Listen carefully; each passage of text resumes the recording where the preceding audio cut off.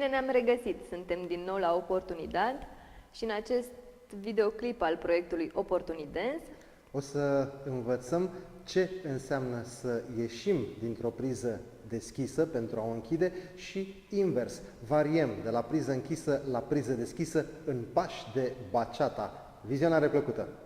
După cum bine știți, există câteva categorii mari de prize în dansul social, așa numitele prize deschise ar fi un exemplu, prizele închise ar fi un alt exemplu. Cum trec dintr-una într-alta? Câteva modalități să încercăm să găsim în acest videoclip.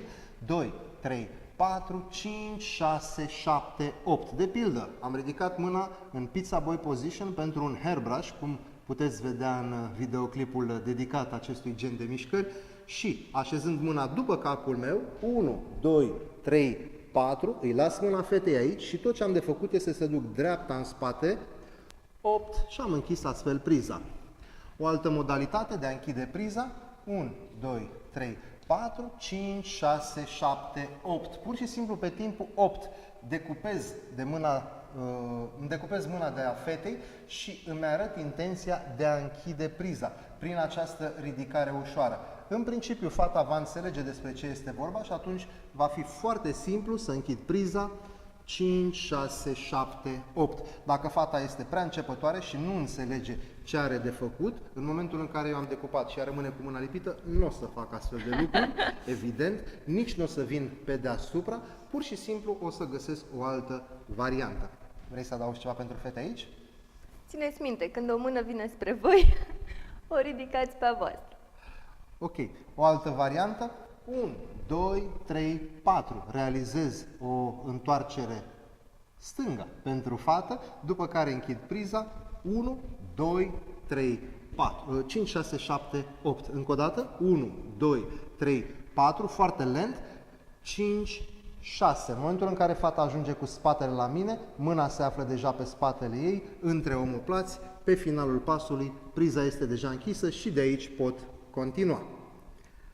Bun. Cum deschid priza? Varianta cea mai simplă este 1, 2, 3, 4. Pur și simplu mă retrag la un moment dat. 5, 6, 7, 8. 1, 2, 3, 4. Din această poziție, ca să vedeți mai bine, mă voi retrage, dar tot ce voi face va fi să păstrez un contact cu brațul fetei. 5, 6, 7, 8.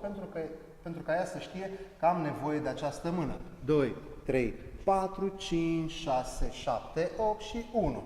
Dacă suntem în pasul de bază față-spate, 2, 3, 4, pot să stau pe loc în 5, 6, 7, 8, aducând fata spre mine să ridic mâna, 5, 6, 7, 8, 1, 2, 3, 4, iată o altă variantă de a deschide priza, am coborât mâna pe șold, o împing ușor, 3, 4, când vreau să închid, o aduc spre mine stând pe loc și pregătesc mâna dreaptă, astfel încât să închid. 4, 5, 6, 7, 8. Câteva variante basic. Mai ai ceva de adăugat pentru fete? Deocamdată nu. Mergem la muzică!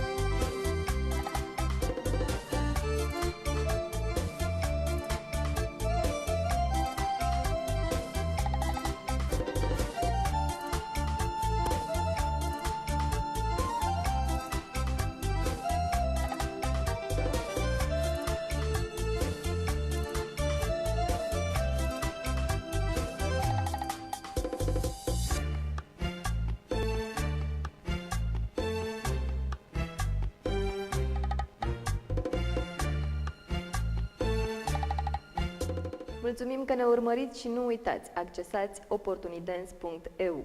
Până data viitoare, la revedere!